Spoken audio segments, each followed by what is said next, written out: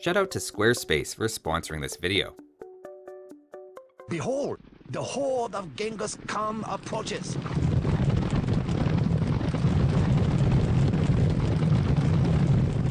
Hey guys, Spirit of the Law here. In this Civ overview, we're going to be revisiting a classic and taking a look at the Mongols.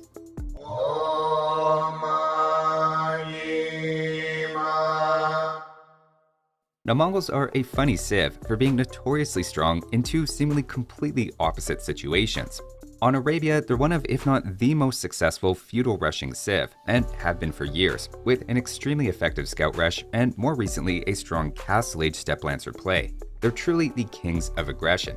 At the same time, they're equally feared in especially closed map team games, known for their legendary unique unit and some of the most fun siege in the game. They can get you early and they can get you late. In this video, we're going to break down their bonuses, units, and tech tree to talk about why it all works so well together. Let's check them out.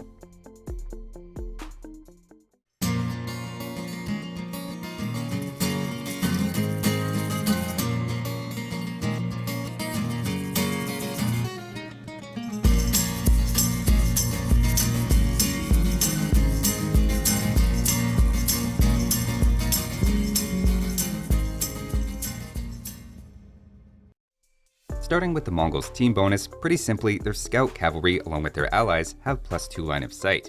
Now that might sound modest, but is one of the best team bonuses in the game, assuming your allies aren't all American civs.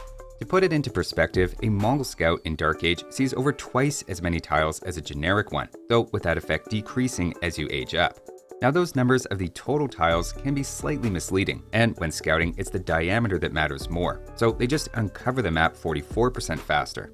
Still, that means reliably finding starting resources, and from this bonus alone, Mongols always seem to have an intimidating score lead in Dark Age, as you get 10 points for every 1% of the map uncovered, which is theoretically about 100 extra points by 5 minutes in game. In Feudal, it then helps with any raiding you're doing, letting you more easily catch enemy units crossing the map or spotting lone villagers. And again, remember, this is a bonus for your whole team, meaning everyone gets the same benefit. Complementing this, moving on to their civ bonuses, the first related one is that their hunters work 40% faster, cementing Mongols as having one of the best Dark Ages in the game. To roughly ballpark the benefit of this, if we take 2 boar with 8 villagers, Mongols finish up about 51 seconds earlier, getting 18 more food in total due to less food decay. That's not just slightly more food sooner, but 8 villagers in 51 seconds can then be put to work gathering another 130 odd resources, so the bonus is worth, we'll say, a combined 150. If you get a map generation with a rhino and elephant and then push in 4 deer, in that situation you end up combined about 300 resources ahead of a generic civ, doing all of the exact same things you are. Clearly, Mongols are extra incentivized to take all the hunt they can, including pushing deer, which the scout's extra line of sight can then help make up for. Together, this allows for some crazy fast build orders, and it's getting to the point that 18 or even 17 pop isn't that fast anymore for Mongols, and you can even see 16 or 15 pop scouts at higher levels. That's just on Arabia as well, and this bonus is arguably even more useful on any map that gives extra hunt, as the longer you're using the bonus, the more supercharged it'll end up being. Just these first 2 bonuses alone cement Mongols as a dangerous scout rushing civ, and if you're trying to pick them up, learning a straightforward 18 pop scout rush is a great place to start. Now once you have your scouts though, Mongols then add another bonus, helping that transition into Castle Age, giving their scout line and steppe lancers 20% more HP in Castle and 30% more HP in Imperial, as of an upcoming patch. Now this has a few implications. First, your existing scouts or light cavalry, if you upgrade them, get more HP, and it's hard to go wrong with that. The steppe lancer is then also extra dangerous, with HP helping in both melee situations and against ranged units. They have some nice qualities, such as the ability to stack when attacking buildings or enemy archers thanks to their extra reach, and they deal pretty easily with any feudal units your opponent has if you hit Castle Age first on the back of your hunt bonus. A way you might see this in practice is a 22 villager Dark Age plus another 2 in Feudal with some assistance from the market, and then go straight into Steppe Lancers. The first Steppe Lancer can theoretically be out before 14 minutes and handle enemy feudal units pretty easily, leading to some quick Mongol victories. The other major implication of this bonus is for the Mongol Hussar, which then has 30% more HP, offset somewhat by the fact that Mongols are missing the last cavalry armor. The result is that they're actually a little better in melee than usual, taking 14 hits for example compared to the generic Hussars 12. And against halberdiers missing the last attack upgrade such as Byzantines, they also take an extra hit. So in melee they just come out a little tankier in some situations, while then also saving on the cost of the armor tech. On the flip side, the trade-off is they're worse than usual against ranged units. Against Arbalesters, for example, they take just 20 instead of the usual 24 arrows. An even more stark example is they take just 40 elite skirmisher javelins instead of the usual 95, highlighting how important that last armor upgrade can be. Hussars are still a staple of the Mongol late game, but just don't expect them to do as well as usual against anything ranged, including town centers, castles, and especially skirmishers. Moving on though, the Mongols' final bonus gives another potential Castle Age option, this time increasing their cavalry archer fire rate by 25%. To put this into context, with Thumbring, the crossbow typically reloads a little faster than a generic cavalry archer, which completely flips for Mongols, letting their cavalry archers and Mangudai fire not just faster than crossbows, but over twice as fast as elite skirmishers. We'll talk about the cavalry archer versus Mangudai debate in a moment, but this bonus alone gives them among the best cavalry archers in the game, and is a unit that does see a fair amount of play.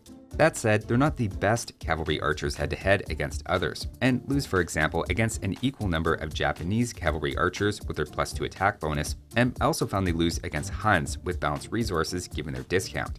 Cavalry archers in general are a bit of a personal preference, and some players like them, some don't, but at least you have the option for some above average ones as Mongols, with the implication as well that Mangudai end up firing faster too. So that's the Mongols' bonuses, which leave them perfectly set up for a fast feudal age into scouts, with then a fair amount of flexibility to transition into archers with an eye toward crossbow or cavalry archer, or you have the option to stick with the stable, having 4 different options there, 2 of which have extra HP. Mongols do lack a mid-game eco bonus once Hunt is used up, so they feel like they slow down a bit, but you certainly can't accuse them of a lack of options. There's of course another mid-game option we've barely touched on, which is widely considered their strongest late-game unit and one of the best unique units in the game. That of course is the Mangudai, so let's take a look at that now. As usual, I recently looked at this unit in a lot more depth, but to give the quick version for overview purposes, it's a bit more expensive and harder to mass variation of the cavalry archer. Now despite the higher cost, their 10 extra HP makes the two fairly well matched in terms of cost efficiency, so the most important differences are hidden at a glance. The main one is first the Mangudai features a bonus against any type of siege. Whether it's enemy mangonels, rams, or trebuchets, Mangudai are often doing 3 to up to 5 times the damage per shot after the elite upgrade. The other major advantage of Mangudai is they have about half the attack delay of cavalry archers, meaning they don't just stand there drawing their bows while the enemy is charging at them, they just fire and are ready to move again. That makes them not just more fun to micro, but even lets them take on an equal number of knights with only minimal losses, assuming you're decent at stop micro and are paying attention to them. If you don't have a hotkey for stop micro, that's definitely something to get set up for the next time you play Mongols.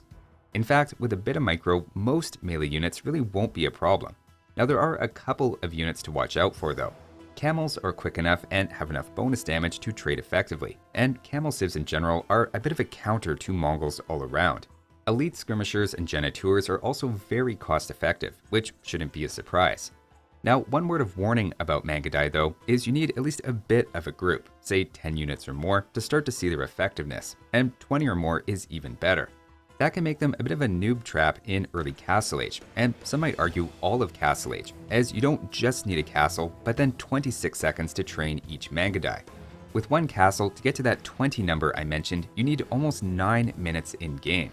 Compare that to 3 archery ranges, which are cheaper than a single castle and can outproduce 2 castles, and you can start to see why players on open maps might prefer going with the regular cavalry archer, or even crossbows first, with Mangudai added in later. In Imperial Age though, Mangudai are the core of the Mongol death ball, adding in something anti-spear and anti-siege to complement their Hussars and Mongols' own siege units. Moving on, we'll stay at the castle, but now let's talk about their unique techs. The first is nomads, and after you research this, any houses that are destroyed don't reduce your population limit. While that's theoretically useful if your base is being destroyed and you're having to rebuild, I'd say the main benefit is on a closed map like Amazon Tunnel or Black Forest, where you might start to run out of farming space that you need to spam Hussar, and this lets you just delete your houses. Their second unique tech is also one that's picked up mostly on relatively closed maps, and that's Drill, letting all Siege Workshop units move 50% faster. Not only is this a ton of fun to play with, having rams, siege onagers, scorpions, and especially siege towers zip around the map, but it mainly ensures your siege isn't slowing down your otherwise highly mobile army. It's not that expensive of a tech either, though it competes for resources directly with the Mangudai and any siege you're trying to make. So it's sometimes reasonable to skip it, especially in 1v1s, though for team games it's generally worth trying to grab.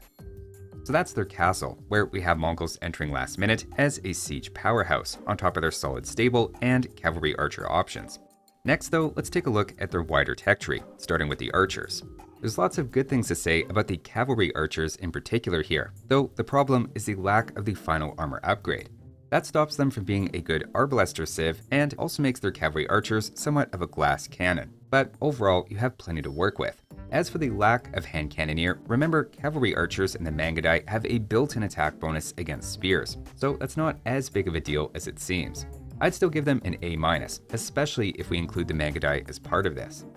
Next up, for the infantry, this is not one of the Mongols' strengths. Not only do you lack halberdier, which hurts sometimes against cavalry or camel civs, but their swordsman line is then missing supplies in gambazins, so the champions are also underwhelming. Other than the odd case as counter units, it's not unusual for a Mongol player to build just the one barracks in Dark Age, and then rely on other buildings for the rest of the game. I'd say it's a serviceable but not great B-. Moving on to cavalry, it's actually a pretty good stable, especially in Castle Age, where 2 of your 4 options have extra HP. That said, you're not just lacking Paladin, but also the final armor upgrade. The HP bonus somewhat makes up for that, and camels are always nice to have in your back pocket against knight civs, but everything here falls off to some degree in the late game. That said, Hussars should still be part of your late game army, and the Feudal Scout Rush in Castle Age Steppe Lancers can absolutely carry you to some easy wins. Overall, I still like it enough for an A-, and I think the Mongol stable is better than it sometimes gets credit for. Next up, for siege, you have a wide open tech tree other than the bombard cannon, with of course Drill giving you the fastest siege in the game. Siege can compete directly with your Mangudai for gold in particular, but in a post-imperial situation, Mongol siege is right up there with some of the best, and certainly the most fun siege to use. It gives you an answer to ranged units in particular, which your Mangudai and lower armor Hussars otherwise can struggle against. And I'd say it's an A, not just for how good your options are, but for how they give you exactly what you need as Mongols. Moving on to the Navy, for a civilization not particularly well known for naval success, at least historically, Mongols have a pretty good tech tree, just missing Dry Dock and the elite cannon galleon. The hunt bonus might not initially seem too relevant here, but a quick uptime and finishing your hunt early, as we saw, is worth potentially hundreds of extra resources. So Mongols get out to a great start on water, and even perform pretty solid on hybrid maps like 4 Lakes. I'd give them an A- on water early, though the lack of any naval bonuses brings that down to a pretty generic C+ late for a B overall. Taking a quick look at the monks, this is the only part of the tech tree where Mongols fall kind of flat. You're missing a ton of important techs, with Redemption, Sanctity, and Block Printing being the 3 most important for monks in my opinion. A monk in siege combo isn't even that great, considering your siege is completely generic until Imperial Age after Drill. A few monks to convert knights, collect relics, or heal Mangudai is perfectly fine, but monks are a C- overall, saved if anything by having herbal medicine for healing Mangudai in castles. Next up, for defenses, you're missing most of the tower-related techs, though Mongols do have fortified walls and masonry. They're really more of a mobility and aggression-focused civilization, so some weaker defenses are probably to be expected. That said, the Mangudai can be a pretty good defensive tool, especially against siege pushes, and protects your castles pretty effectively against rams. It's enough for a C+, but even that might be a stretch. And finally, to finish up with their trash units, that is, units that don't cost gold, their Hussars are technically better in melee, but overall their trash isn't super impressive. You're missing the armor upgrade for skirmishers, you're lacking the halberdier upgrade, and your Hussars are again weaker against enemy skirmishers in particular. The fact Mongol Hussars beat generic Hussars head-to-head isn't nothing, but it's just a B- for me, and Mongols are actually pretty dependent on gold to be effective late.